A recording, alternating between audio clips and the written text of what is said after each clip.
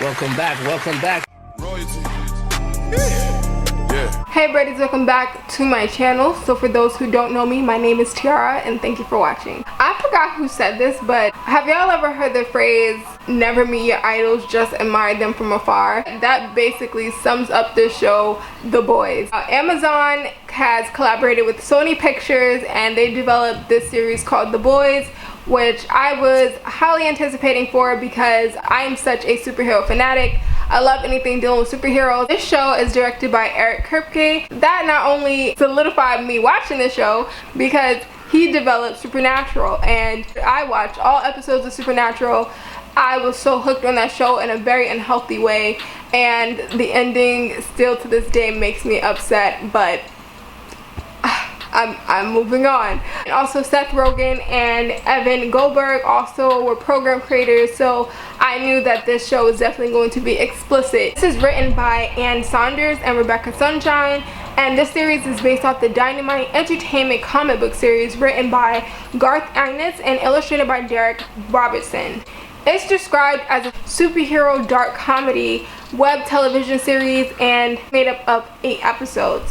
It has already been renewed for a second season and that should start, I believe, in September. I'm so excited for that. I cannot wait. In my opinion, this show is a combination of Justice League meets Avengers meets Kick-Ass with some elements of Immortals.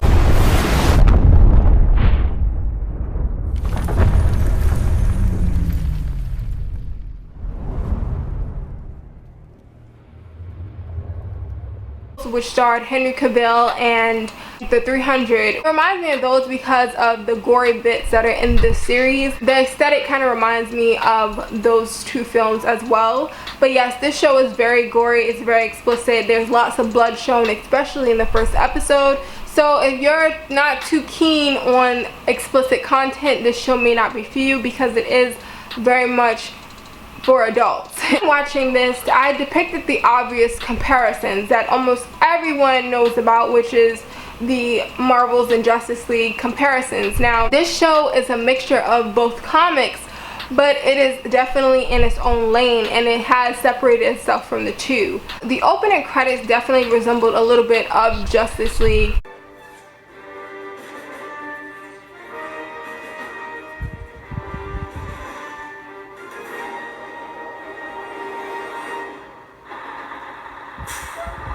Because I didn't know anything about the original comics, I was very confused. These superheroes portray themselves as law-abiding superheroes that serve to fight and protect the public from evil and from crime, but in reality they're outlaws and criminals themselves, all except for one newcomer who comes in to join this league of superheroes called the Seven, and her name is Starlight. I like the first couple of minutes of the first episode because it brought a lot of realism. It establishes that the Seven each has like their own films. These are very successful superheroes and it has like 2 boys bickering over which superhero would beat the other, and I thought this is very obviously very true because people constantly do this today to superheroes that we grew up with. The top superheroes are called the Seven, and it's obviously a knockoff of Justice League, but we have Homelander, who's played by Anthony Starr, and he is definitely a mix of Superman and Captain America. He definitely resembles Chris Evans a lot. His character gave me everything I ever wanted in an evil Superman. Definitely had a split personality where when his smile faded, I definitely felt chills, and the show created great usage of his abilities.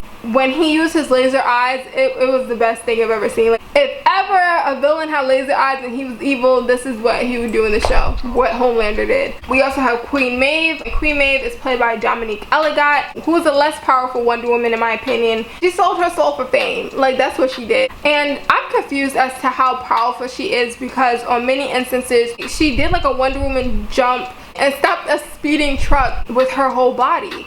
But then she broke all the bones in her wrist just by stopping a bus. Like, she's stronger than the average person, but I don't think she's as strong as she would like people to think.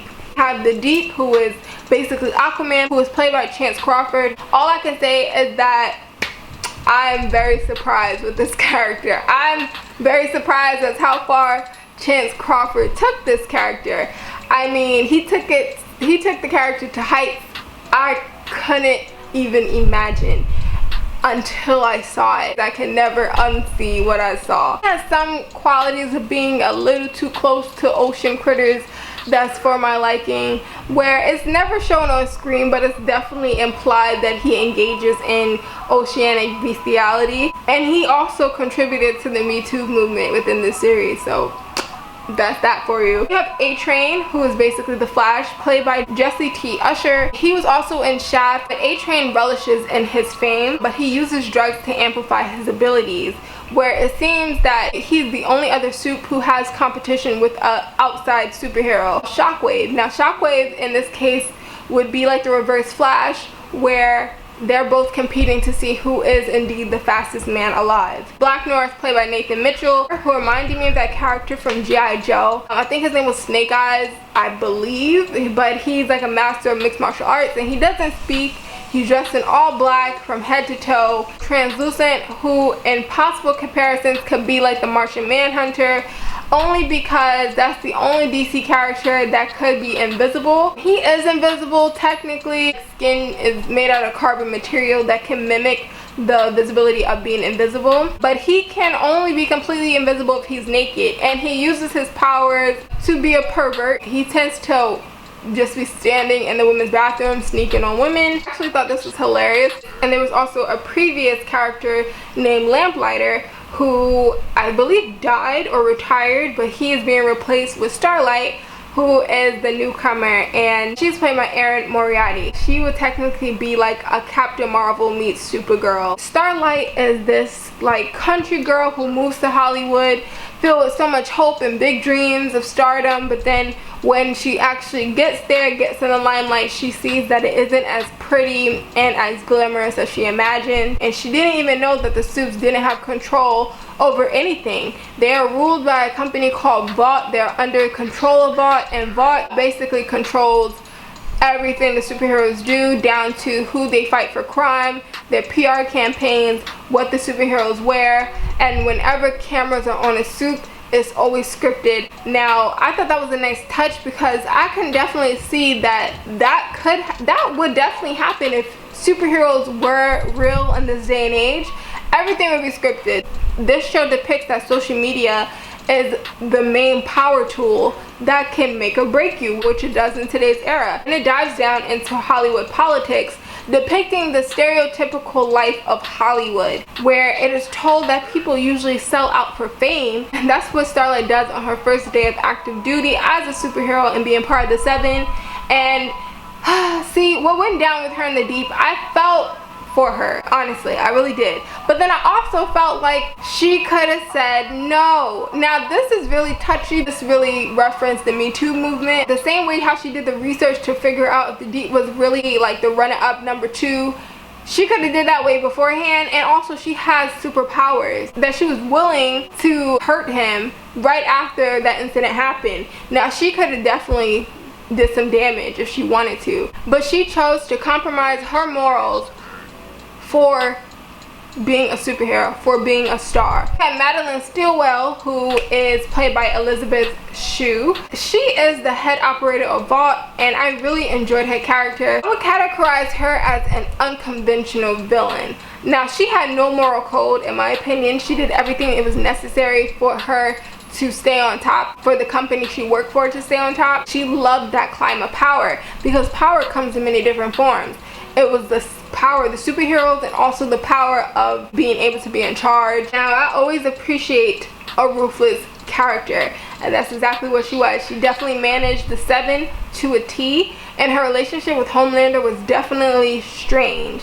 In earlier episodes, when their relationship is showcased, I knew that Homelander had mommy issues. Like, he was definitely jealous of her baby Teddy. I just kept hoping that he was not going to kill Teddy, because I was so scared of that. Like, Homelander is crazy. He seemed like he don't care about much, and I just did not want him to hurt that innocent baby. So the show focuses on this character named Huey, who is played by Jack Quaid. I had no idea he was Meg Ryan's and Dennis Quaid's son, and I'm so glad I didn't have to make any comparisons to anybody else because he really just shined on his own. The character starts out to be very timid, very shy. He's almost like afraid to ask for what he wants, and we see this when he was hesitant to ask his boss for a raise. I loved his character development when he transformed from a boy to a man. Huey worked at like a non-brand tech store, and right after having some PDA with his girlfriend Robin and playfully arguing about a Billy Joel poster, out of nowhere, large amount of blood whips in the air, body parts splattered everywhere, and when Huey opens his eyes, he's just holding his girlfriend's hands, and if that's just it, he's holding nothing but her hands. It turns out that A-Train was speeding so fast he was not paying attention to where he was heading, and he ran right through Robin, literally ran right through her and killed her in such a brutal way that, oh, it was brutal, Lord. So after this incident, the company Vought tried to pay Huey and keep him silent. His dad kind of just wanted him to get over it. His dad was played by Simon Pegg, and we love him, but Huey just wanted a score to be settled. And A-Train, who was apparently too busy to remember who Huey was, didn't give a sincere apology. This caused Huey to suffer from PTSD from the incident. For instance, just seeing A-Train's poster plastered in a grocery store, it gave Huey a panic attack. Finally, when A-Train gave him an apology, it was so insincere, and Huey just saw his girlfriend's blood on A-Train, and I thought this was such a nice touch because that would scar anybody. Huey is later approached by this guy named Billy Butcher, who recruits him into joining the vigilante group called the Boys, where their sole objective is to get rid of superheroes since they believe that they are a threat to humanity. I thought this was a perfect casting because each character brought a different element to the story. We have Butcher played by Carl Urban, and I thought this was so good for him because I feel like they really just minimized his character in Thor Ragnarok, and I'm glad that he could step into a superhero franchise that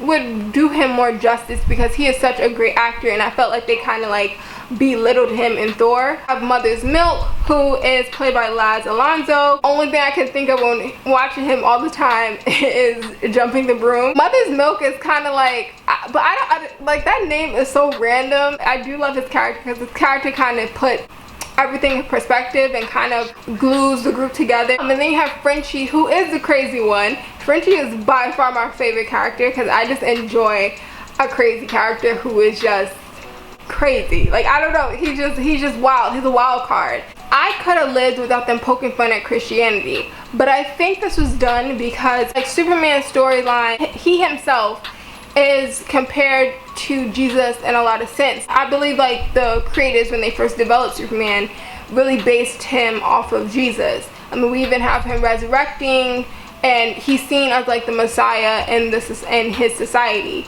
So that's very much so of what Vought tried to bring with the superheroes, especially with Homelander. They developed the superheroes to be more so of like wolves in sheep clothing, making remarks that God created these super beings, when come to find out, Vought had been injecting babies with a serum called Compound V that gives humans superhuman abilities. So the big plot of Vought was that they wanted the superheroes to be a part of the military, and the US government was not on board with this.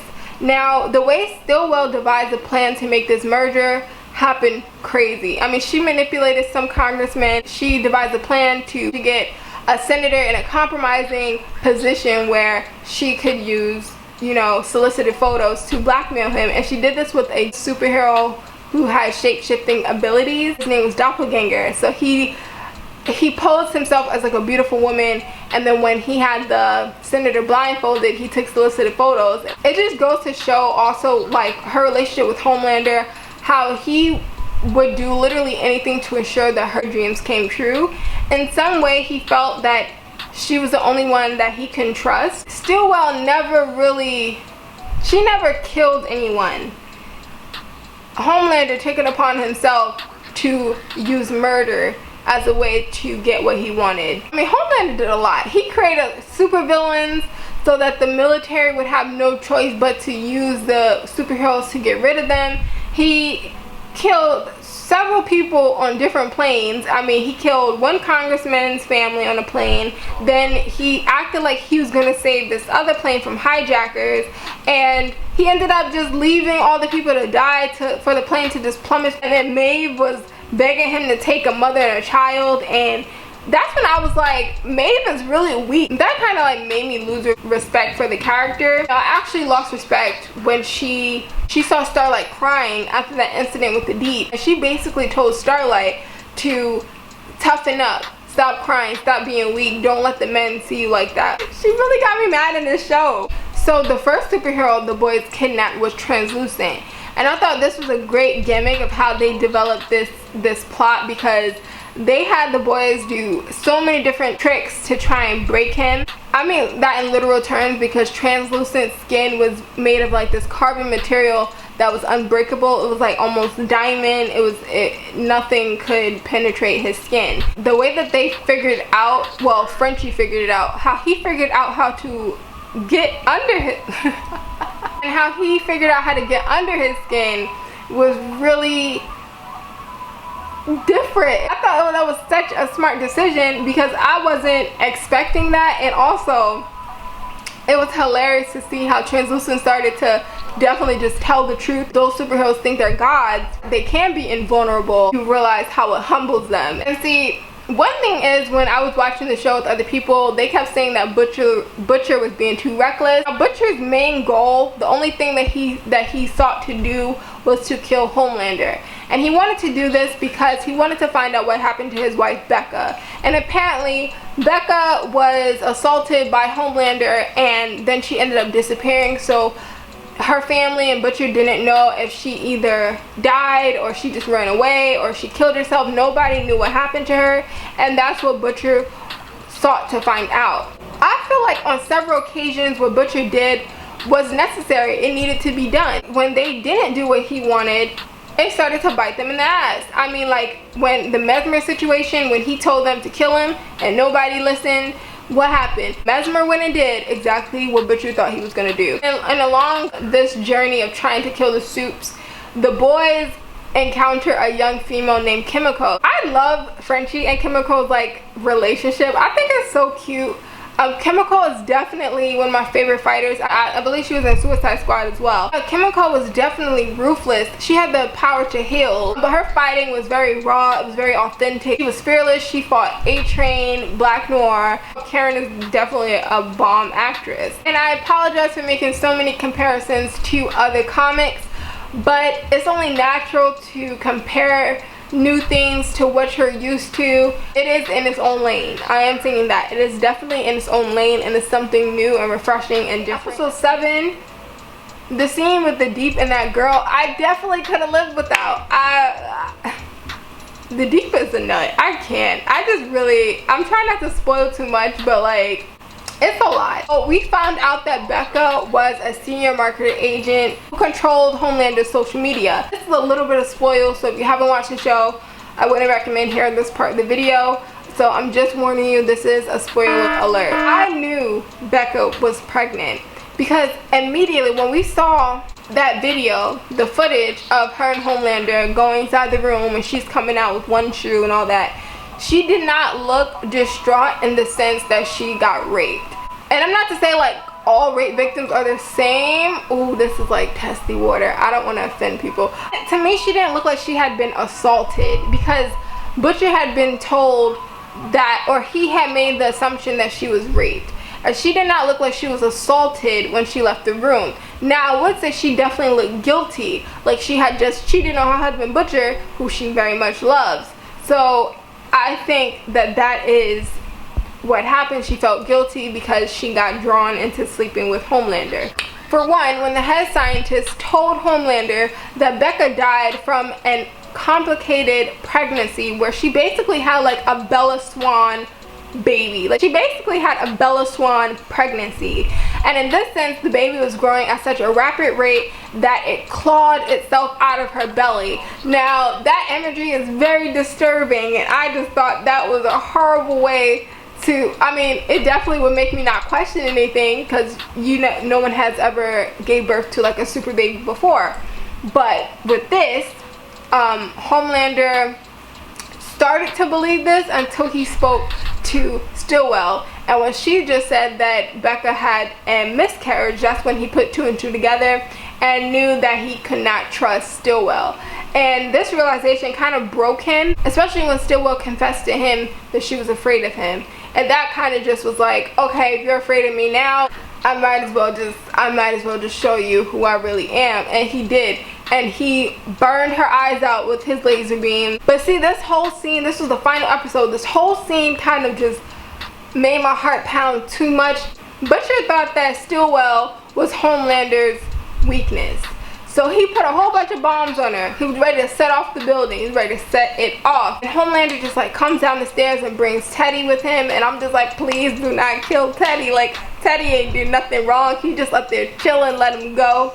And then Butcher, after he saw Homelander kill Stillwell, he just sets off the bomb and everything goes white. This had to have been the worst cliffhanger, and I mean worse in a good way, obviously, because I was not expecting the show to just abruptly end like it did. After the bomb went off, we see that Becca is living her best life. She is alive and well. She has her son with her. He looks like he's about 10, like he's growing up really fast. Homelander figures out where they were, and see, this is when I kind of figured out that Homelander thought Butcher and him were the same.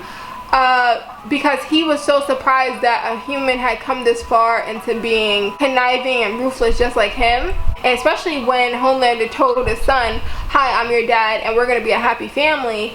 I think he was including Butcher in that sentence. He has this newfound bond with Butcher now. Butcher not only surprised Homelander, but him and Homelander understand each other, but Butcher still doesn't like him. Knowing that now Homelander has contact with his son, it's gonna go one or two ways. His son is either gonna realize that his father is really trash and he needs to be stopped, or we're gonna have a Brightburn situation, and if y'all saw Brightburn, it won't go well. So I cannot wait for season 2. I have so many questions.